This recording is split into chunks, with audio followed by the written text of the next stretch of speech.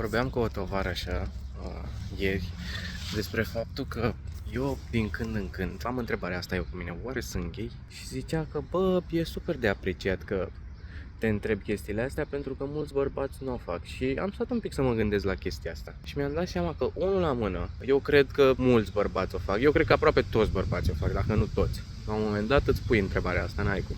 Te întreb. Doar că nu recunosc. Și doi la mână, înțeleg de ce a zis ea că e de apreciat, dar nu mi se pare neapărat de apreciat. Mi se pare că e o întrebare esențială vieții, așa, din când în când, pe măsură ce te maturizezi, ar trebui să te întrebi chestii de genul, pentru că se schimbă tot ce credeai că e adevărat și stâlpii cunoștinței tale se schimbă mereu și atunci e un set de o listă de întrebări prin care tot ar trebui să treci mereu, să te reîntrebi întrebările alea.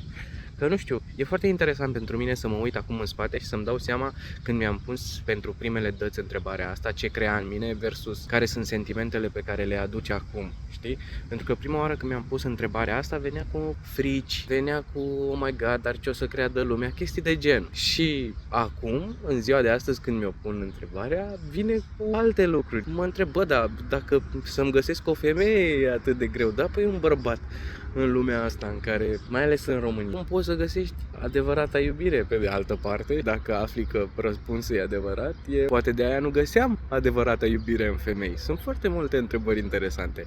Eu am aflat că nu sunt gay, dar în același timp nu se știe niciodată când vine iar momentul să mă întreb. Poate vorbesc despre asta și pe scenă și îmi place să zic fraza asta, că poate la un moment dat mă prind sincer și zic da mă, sunt gay, știi? Puneți-vă întrebări, oameni buni.